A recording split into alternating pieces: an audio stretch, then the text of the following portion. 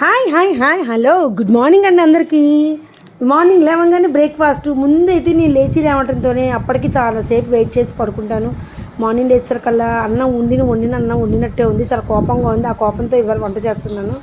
ఎందుకు అన్నం మిగలాలని. రోజు పనమ్మాయికి ఏమి ఇస్తాము, రోజు ఏం పారేస్తాము. ఏదో కొంచెం అంటే పారేయచ్చు, పక్కన పడేయచ్చు, లేకపోతే మడుకునే వాళ్ళకి ఇచ్చేయచ్చు. పారేయటువంటి జరగదులేండి. అడుక్కునే వాళ్ళకన్నా ఇస్తాము, పనమ్మాయికన్నా ఇస్తాము. అన్నం తనిపైన వేస్తా.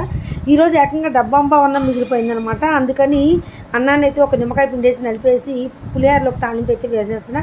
ఒక పులిహోర సరిపోదు కదా, ఒక డబ్బా అన్నం 6గురికి సరిపోదు కదా. అందుకని దానికి కాంబినేషన్గా ఏం చేస్తున్నానంటే దాంట్లోకి అది కాంబినేషన్ మాకు ఇష్టం అనమాట ఇంట్లో.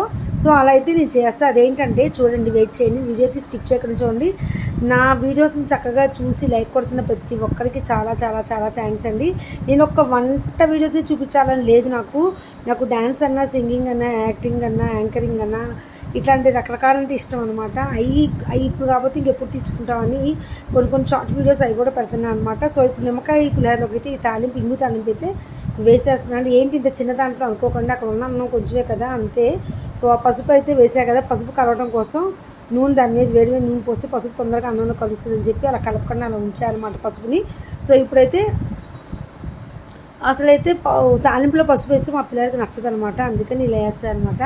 సో ఇప్పుడు దీని కాంబినేషన్లోకి ఇంకో టిఫిన్ ఏదైనా చేయాలి కదా, కొంచెం ఎటు సరిపోదు. సో అందుకని ఇది కొత్తిమీర కూడా వేసేసాను. ఒక్కసారి అయితే బాగా కలిపేసి వేసేసుకుంటున్నా. అసలు మార్నింగ్ పూట అన్నం లాంటి టిఫిన్ తినాలంటే ఒకసారి చాలా కోపం వస్తుంది. వేడివేడి అన్నంతో తిన్న రూట్ వేరు, ఇలా చల్లని అన్నంతో తింటామంటే చిరాకు అనమాట. ఇంకేం చేస్తాను, అందరినీ లేపారేసాను. నాకు తెలియదు అన్నం రాత్రి మిగిలిపోయి తినండి అని. ఇంకో పొయ్యి మీద అయితే దొండకాయలు ఉన్నాయి, కొంచెం ఉన్నాయి. పచ్చడి చేసేద్దామని పచ్చిమిరకాయలు, దొండకాయలు, కరివేపాకు, అలానే జీలకర్ర వేసి వేయిస్తున్నాను అనమాట. సో ఇప్పుడైతే సగం పైన వేగాక కొంచెం కొత్తిమీర, వెల్లుల్లిపాయలు వేసేస్తాను. సో పచ్చడి కూడా అయిపోతూ ఉంటుంది కదా అని చెప్పి సెన్స్తో కొంచెం పొయ్యి మీద పచ్చడి పెట్టేసుకున్నాను. నాకు పచ్చడికి ఈ మూకుడు తప్పితే ఏది సెట్ అవ్వదండి. ఇంకోటి కొనాలి అంటే నాకు వెళ్ళి కొనడం కుదరట్లేదు అనమాట. మళ్ళీ దీనికోసం కమెంట్ అయితే పెట్టకండి. ఇది ఎప్పటి నుంచో మా పిల్లలు చిన్నప్పటి నుంచి ఇదే మూకుడు అనమాట. అది వాడి అలా అయింది. మనం ఎంత తోగినా అంతే అది ఇంకా. సో ఈ మూకుడులో అయితే చేశాను అనుకుని మళ్ళీ అనుకోకండి. సో ఇప్పుడైతే దొండకాయ పచ్చడి అయితే అయిపోతుంది కదా. ఇంకొక పొయ్యి మీద అయితే టిఫిన్కి కావాల్సింది ఇంకొకటి ఏదో చేస్తాను కదా. అదేంటంటే దోశపిండి ఉప్పేసి కలిపాను అనమాట. అది కొంచెం కూలింగ్ తగ్గాలని ఆగుతున్నాను. ఈలోపైతే అందరినీ లేపేసాను శుభ్రంగా. అందరైతే ఫ్రెష్ అప్ అయిపోతున్నారు. ఇలాగ చల్లారని అన్నాం కదా, దోశలైనా వేడిగా వేద్దామని చెప్పి ఆగాను. ఎవరు వస్తే వాళ్ళకి రెండు దోశలు రోస్ట్గా వేసిస్తే ఎవరి ప్లేట్ వాళ్ళు తీసుకుని తినేస్తారు. ఈ పూటగా టిఫిన్ ఇంతేనండి. సో ఇంకా కూర ఏం చేయాలని ఆలోచిస్తున్నాను. చూసారుగా దొండకాయలు అయితే చక్కగా ఫ్రై అయిపోయినాయి. ఫ్రై అంటే డీప్ ఆయిల్లో కాదండి, కొంచెం ఏదో తానింపులో వేసినట్టు ఆయిల్ వేసి వేయిస్తాను, అంతవరకే అండి. ఇప్పుడైతే సో ఈ అన్నాన్ని అయితే ముందు ఒక ప్లేట్లో పెట్టుకుని దీని పక్కన టచింగ్ అయితే రోస్టెడ్ దోశ వేస్తున్నాను నేను. ఆ రోస్ట్ అయిన దోశని కొంచెం ఎర్రగానే కాలనిస్తాను అనమాట. ఈ రోస్ట్ అయిన దోశని అట్టులో, ఈ పులిహోరలో నంచుకుని తింటాము, చాలా బాగుంటుంది. మీరు కూడా ట్రై చేయండి ఎప్పుడైనా. సో మొత్తానికి అయితే ఏదైతే అట్టు వేయకూడదు అనుకుంటానో అదే అవుతుంది ఒకసారి నాకు పని. మంచికి సెలవు 2 అట్లు, పనమ్మాయికి 2 అట్లు, మా బుడ్డదానికి 1 అట్టు, అలా ఈ అట్లు వేసేసరికి సరిపోతుంది. ఇప్పుడైతే కూరలోకి వెళ్ళిపోతున్నాను. ఉల్లిపాయలు, టమాటాలు కోసుకున్నాను. దేనికంటే 2 కిలోల వంకాయలు తీస్తే ఏంటో బుడ్డ వంకాయలు అనమాట. ఇవే వచ్చినాయి, అరకిలోనే. సో ఇంకా దీంట్లో తాలింపు అయితే వేసేసి వంకాయ కూర అయితే చేసుకుంటున్నా. తాలింపు గురించి చెప్పనవసరం లేదు కదా, అందరూ వేసేది కదా.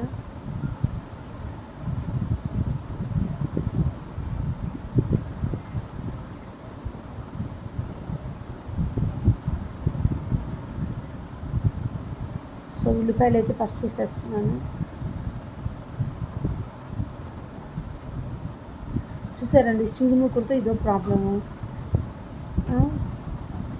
3 స్టీల్ ముక్కులు తెచ్చారు. ఏది తెచ్చినా ఇంతే, దగ్గరే ఉండాలి స్టీల్ ముక్కులతో.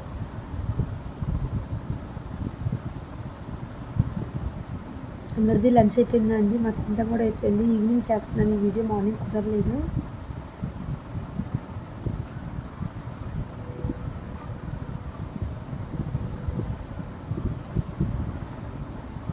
సో ఉల్లిపాయలు కొంచెం వేగనివ్వాలండి, లేకపోతే అది వేగకుండా మనము వంకాయ ముక్కలు అవి వేస్తే తీపి వస్తుంది, కూర చక్కగా వేగితే బాగుంటుంది అనమాట. సో అది వేగేలోపు అయితే దొండకాయ పచ్చడి కోసం మిక్సీలో వేసేసుకుంటున్నా.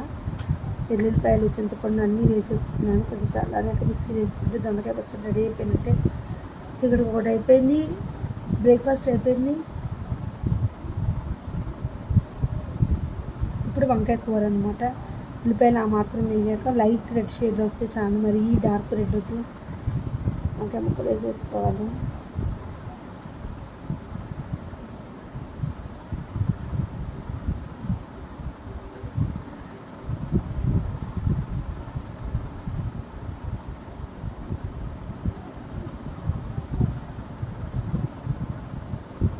టమాటా ముక్కలు వేసేసుకుని కొంచెం ఉప్పు, పసుపు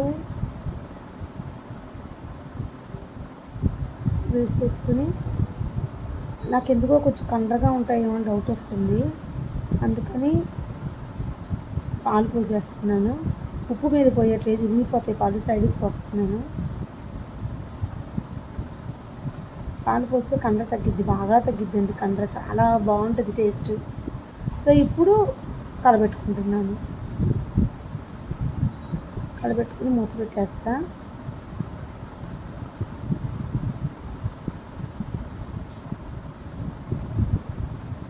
మొన్నేమో గుత్తొంకాయలు తెచ్చారు, నిజంగా మిరాకిల్. ఏంటి ఆ మిరాకిల్ అంటే ఒక్కడ కూడా పుచ్చలేదు.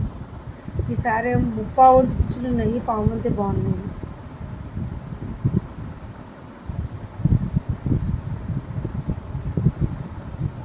పాలు పోస్తే కదా టేస్ట్ చాలా బాగుంటుందండి కూర. ఊరికే పోయక్కర్లేదు పాలు, మనము కండ్ర ఉంటుంది అని అనుమానం వస్తే, కండ్ర అంటే ఎలా తెలుసుకోవాలంటే పోసేటప్పుడు కర్ర కర్ర అని ఉంటుంది అనమాట. పచ్చిగా ఉన్నా అలా కర్ర కర్ర అని సౌండ్ వస్తుంది, కొంచెం కండ్రగా ఉన్నా కూడా అదొక రకంగా వస్తుందండి.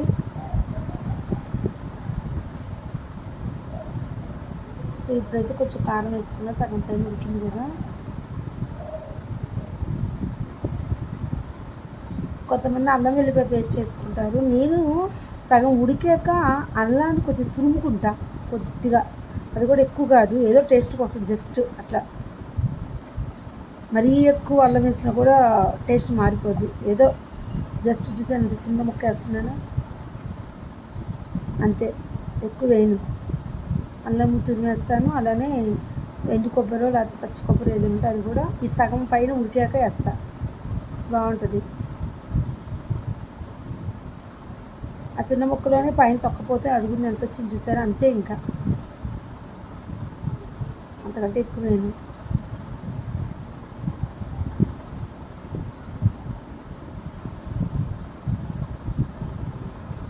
సో కొంచెం ఎండు కొబ్బరి తురుము, పచ్చి కొబ్బరి లేదు, కొంచెం వేస్తున్నాం.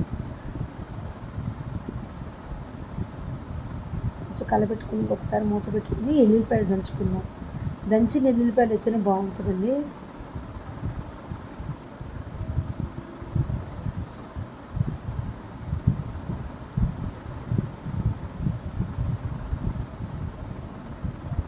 సో ఇంకొకసారి తీసుకుని సన్న సగం మీద ఉడికించుకోవాలి. అవసరమైతే కొంచెం పాలు పోసుకొని ఇప్పుడైతే ఎల్లుల్లిపాయలు దంచి అందులో వేస్తున్నా. రొటీన్ వంట అండి, కొత్త రకం ఏం చేయలేదు. రోజు కొత్తగా ఏం చేస్తే ఎవరైనా వచ్చినప్పుడు అంటే తప్పదు. కొంచెం పాలు పోసాను అనమాట, వాటర్ అయిపోయిందని, కండ్రింగ్ అన్నం ఉంటే పోవడం కోసం మళ్ళీ కొంచెం పాలు అయితే పోసి మూత పెట్టేస్తా.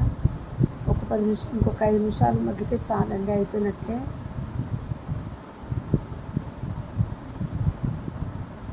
కొత్తిమీర వేసుకుని ఇంకొకసారి కలపెట్టుకుని ఒక 2 నిమిషాల నుంచి దింపేసుకుంటే ఆ వేడికి ఆ ఎల్లుల్లిపాయలు కూడా మగ్గిపోతాయి, ఆ స్మెల్ అందులో దిగిద్ది, చాలా ఇంకా టేస్టీ వంకాయ కూర అయితే రెడీ అయిపోయినట్టు. ఇంకో పొయ్యి మీద అయితే చారు పెట్టాను, దాంట్లో కూడా కొత్తిమీర వేసేస్తున్నా. ఈ బెండకాయలు అయిపోయేంత వరకు ఈ బెండకాయలు వేస్తానండి, చారులో బాగుంటాయి అనమాట. బెండకాయలు కూర కూడా పనికిరావు అలా ఉన్నాయి, అందుకని పెద్ద ముక్కలు వేసి చారులోకి వేసేస్తున్నా.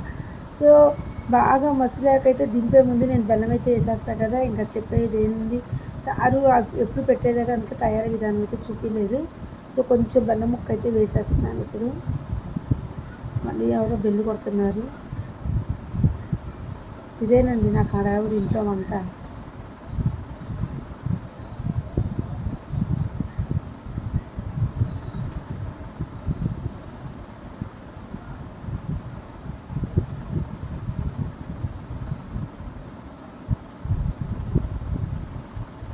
అయిపోయిందండి వంకాయ కూర.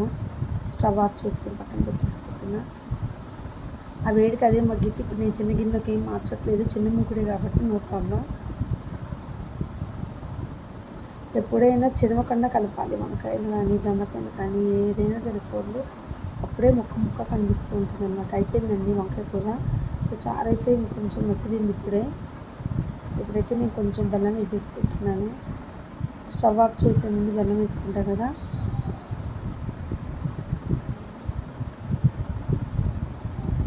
అంతేనండి, కొంచెం టేస్ట్ పెరిగిద్ది, హెల్త్ కూడా మంచిది. ఇంకా అయిపోయినట్టేనండి.